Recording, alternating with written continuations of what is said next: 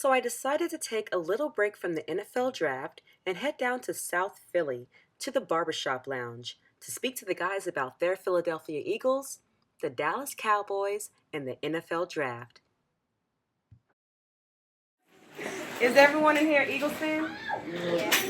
Oh no, I'm sorry. Which fan are you? Go Ravens. I can hear you.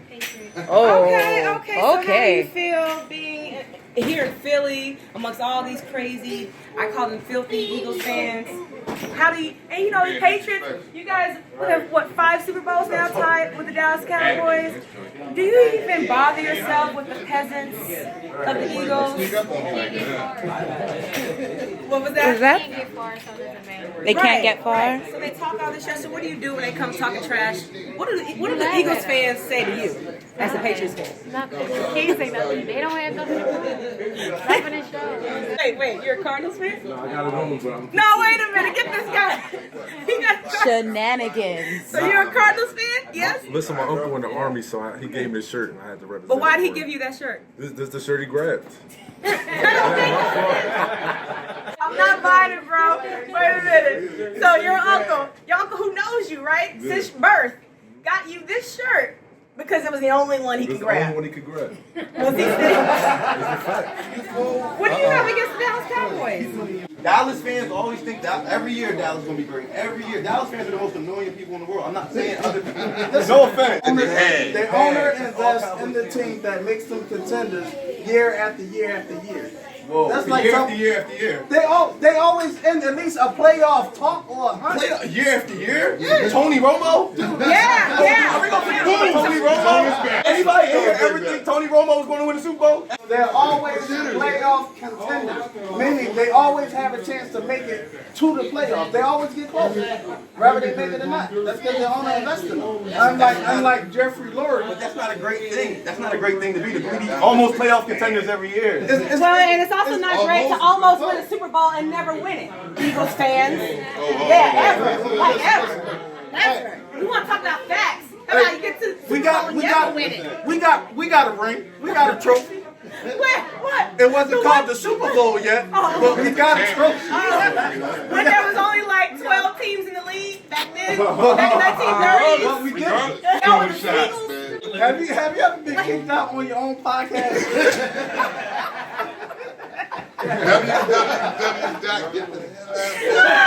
Stuart Scott, I'm sorry, she got swole. Y'all know Stuart Scott is gone to heaven now. You talking to him? What's the other boy name? Stephen A. Stephen A. Smith. Yeah. Can you Talk to him. My bad. I got your hairlines confused for a second. Steve, I'm about to kick the girl out, man. Keep coming at my birds like it's not gonna be pretty. All I'm doing is stating facts. We're gonna talk. Let's start with facts first. Did you guys see Drew Pearson last night introduce the Dallas Cowboys pick, and the Eagles fans booed so loudly, and he went in so hard. But you gotta understand the reason why he booed is just because of the fact that it was down. He knew he was So what is it? You know, we were at the draft. We were in the theater today, and even when the Giants pick was announced, when the Redskins pick was announced, there was some booing. But when the Dallas pick was announced, it was insane. I'm gonna say this much. What When it comes to the Eagles, the Redskins, the Cowboys, and the Giants are the worst enemies to the Eagles. Dallas is number one. It's hereditary, like It's hereditary. It's hereditary, though. Like the country hates Dallas. Like the majority, if you're not a Dallas fan, you don't like Dallas. That's just the perception of Dallas. it's in the genes. The Cowboys. That's just the perception of the We Cowboys. Dallas Cowboys are unique in the sense that they're Yeah, the you most almost said loved we. and the most hated. They're called America's team, but haven't won a championship in That's forever. all right. We're America's team for various reasons, Since not when? just for winning the Super Bowl. Since Which team here, other than the Eagles fans, have the biggest bandwagon fans here in Philly? I would say Dallas. Dallas. Yeah. Have you been to Texas? I'm from Dallas. I knew There that. we go. I'm legit. Born and raised. She's from Dallas, Mississippi. Y'all don't even know. Why am I there? Why am I mother? Born and raised in Dallas, Texas. Don't let me call my mama. I call my mama. Listen, I'll be 42 years old in October. I have never seen a Seattle jersey in Philadelphia. That is true. Seattle win the Super Bowl. Marshall Lynch and everybody running around all day. I swear, I just want to throw a bucket of bleach on all of them. Who do you see winning the NFC East this year? Be honest.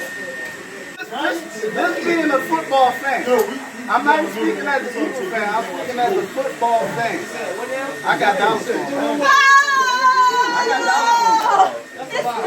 got Dallas on. Listen, Eagles fans Dak Prescott and Ezekiel Elliott, if they have a fraction of the season like they had. The Giants had the #1 defense last year quietly. They played the best football of the year. Listen, Eli's good every other year. This is the other year. No.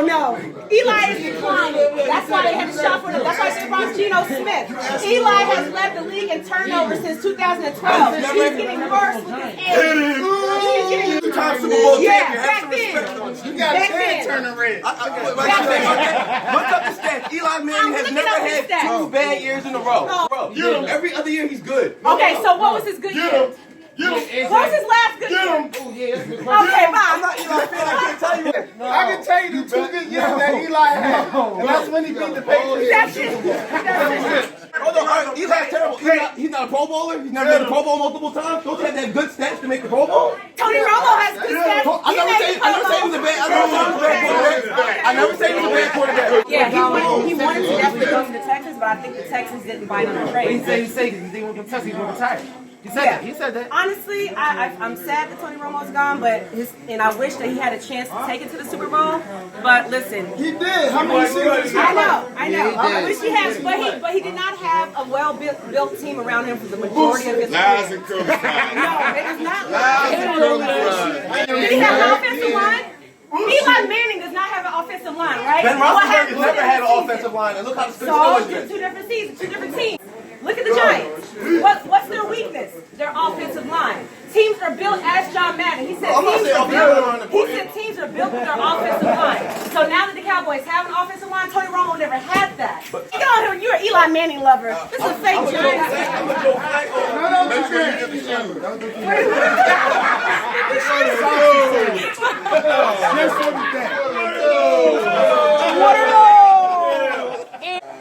He got that goes out of East Bay.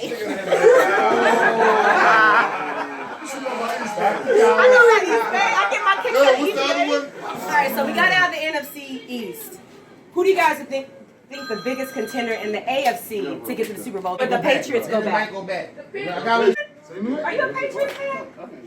Oh! Do you guys think there's anyone in the AFC this time? Because Houston got close. If Houston had a quarterback this year, they could have stopped the Patriots. Can anyone stop the Patriots? I know what you think. Our Patriots fan, I know what she thinks. Can anyone stop the Patriots on the AFC side? No. So it's Patriots versus who in this coming? Okay, now y'all speaking lies now. We ain't talking about 1936. We're talking about 2018. Not 1936. It was 65. You stop saying 36. It wasn't no 65. You know I know it was 65 because the first Super Bowl was back in the 1960s. So you way back. You understand that? It sounds better than 36. So you guys are gonna be delusional and think that the Eagles are definitely gonna meet the Patriots in the Super Bowl. It would be nice. It would be nice. But don't count them out, though. No, wait. Listen, we got a decent squad. We got a young team. We got nice coaches, too. Don't Yeah, get it twisted. they come. The problem is when we get a decent running back, they run them too much. They run them in a hole. I mean, And the perfect example of what you're saying is DeMarco Murray. The way that he was ran out. I don't know if it's so much that he couldn't figure out his system, but he was a north-south runner, and you guys were making him run east and west. Did y'all like Donovan McNabb? Nope. I did. No? Donovan McNabb, one of the most celebrated Eagles of all time. He took you guys to the NFC Championship, the Super Bowl, and you don't like him? Shut up. So you like Jeff Garcia over Donovan McNabb? Where's Jeff Garcia? Who's that now? Where's Jeff Garcia? Where's McNabb at? Does anyone know? He on ESPN. Garcia work at like a farmer's market. A lot of people try to blame McNabb for that Super Bowl loss. But the man still threw for 3 or 4 touchdowns. And hold on. Hold on. The man threw over 450 yards and 3 touchdowns. He should have played. We lost that Super Bowl because of bad coaching. You know what I find interesting though? For every time that Tony Romo doesn't get credit because he didn't take us to the Super Bowl, Donovan McNabb at least got you to multiple NFC East or NFC championships and the Super Bowl, and you still don't get the credit. You know what? He Jamie Foxx on us, man. Wait a minute, what does this mean? He Jamie Foxx on you? What? Donovan McNabb, Jamie Foxx? He really beaming. Anybody who throws for 450 yards and 3 touchdowns. You know what happened with him? When he gained all that weight and tried to bulk up, he lost it. What happened with the Super Bowl was bad coaching. At the time, we had David Akers, who was the most prolific kicker in the NFL at that time. We had 4 opportunities to put David Akers in. You getting emotional? Because he over there talking that BS. I'm loud, so I can't say what I want to say. So I'm saying, bleep. You guys have been so much fun. You guys have been so much fun. Thank you so much for letting me talk to you. To see more of my videos, subscribe to my YouTube channel under Chrystal Stone. Follow me on Instagram and Twitter at CrystalStone_. And listen to the Stone Truth podcast by subscribing on iTunes and Google Play or by visiting crystalstone.com/thestonetruth.